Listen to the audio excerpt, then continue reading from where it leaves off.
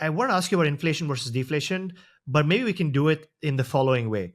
If you had to map out scenarios of how this could play out, and if we were to think about this probabilistically, what are the 2 or 3 ways that this could play out, or depending on what the central banks do or don't do over the next like 3 to 5 years?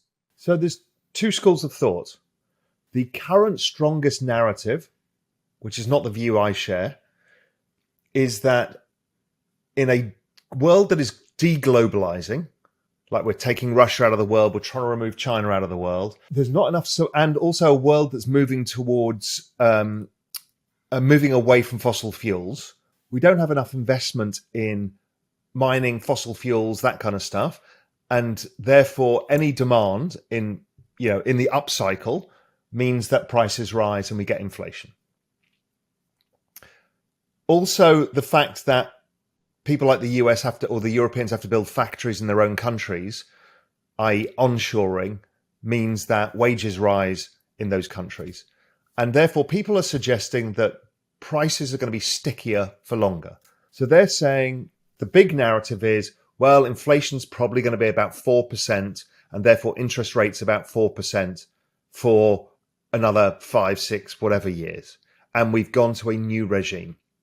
My argument is the regime looks confusing because we had the pandemic, we shut down the world, we reopened the world, there wasn't enough supply, so prices rose massively, and we're seeing the recession that has caused. Interest rates went up, prices went up, everyone's like, oh my God, I've got no money. And the downside of that, I believe, is deflation. And I think deflation is a structurally larger force. Why? Because in the Western world, the population is aging. It's completely the opposite of India.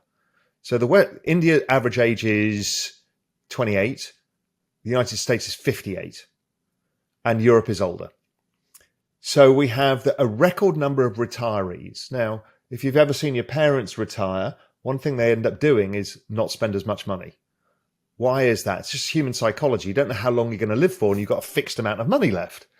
So the first thing you say is, oh shit, I need to stop spending because I don't want to be 85 and homeless. Right? So it's a really strong thing. So spending collapses. And so the economy tends to be deflationary.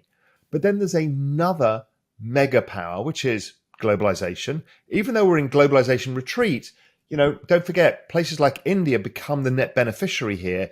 If China's not the great counterparty, then India is more neutral in the middle and is a more trusted counterparty with the rule of law, etc. So globalization continues, but maybe more regional. Okay.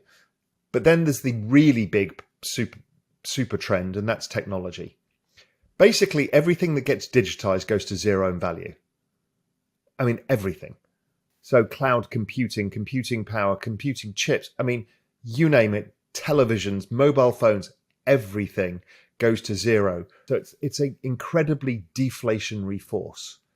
And that's only about to accelerate because we've now got green energy, which is getting cheaper and cheaper and cheaper and cheaper, and that's going to accelerate. We've got artificial intelligence, which is replacing humans, robotics replacing humans, biotech sciences, we've got Internet of Things, we've got so many, we've got space, we've got so many massive technologies all going exponential in their adoption all at the same time. That's a very, very, very deflationary force. So I think deflation is the more likely outcome. And to give you a historical comparison, we've only really shut down the world a few times in the past. The last one was obviously World War II. So World War II, the whole world was shut. Everybody was out of the labor force and in the state sector or in military or working on bombs and planes and that stuff. So what happens after World War II, 1946? Everybody comes into the labor force looking for a job. Everybody wants to spend some money because they've been out in the military. Nobody's in the factories yet. So we get this massive supply demand issue, which is very similar to post-pandemic. And what happens is CPI in the United States goes up to 20%. The Federal Reserve raised interest. Well, it wasn't the Federal Reserve raised rates. And then what happens is we went straight to deflation 18 months later. Then we have a rebound, and then we settle in this period of interest rates were about 3%. Inflation was about 3%, and interest rates were about 2%. And we did that for 20 years, a massive fiscal stimulus.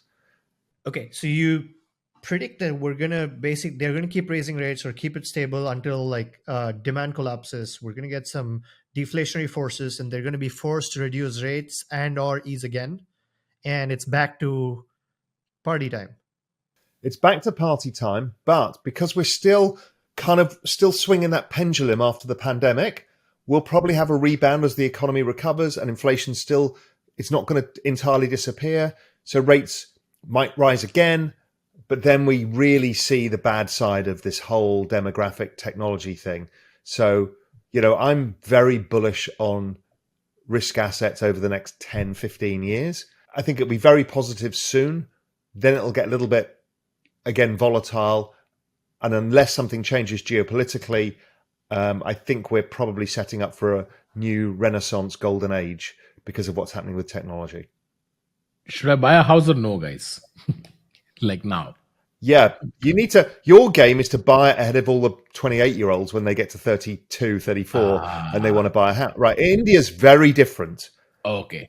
Right. You've got to go back and look what happened in the United States in the 1970s. That's where India is. And what happened was you actually got quite a lot of inflation because everybody left home, got a job at the same time, bought a house, bought a car, bought their first suit, bought their first table, chairs, everything, right? That purchasing power is enormous.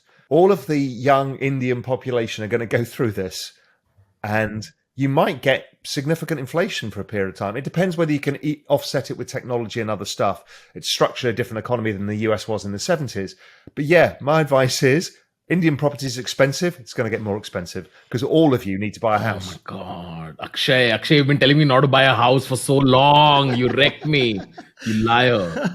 All right, I'm going to make this. Well, how are you going to get the choice? How are Indian house prices going to fall? Well, I don't think they fall. I think that it's just cheaper to rent and use that opportunity cost to invest in assets that are more friendly to millennials versus buying bags of retiring boomers in ETFs or real estate, right?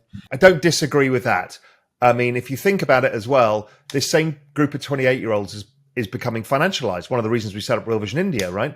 And they're not going to buy boring assets. I mean, India, the stock market has been an extraordinarily good asset, and that'll continue because of the demographics and the low debt and all of that stuff, and the technological kind of revolution going on in India still won't outperform crypto.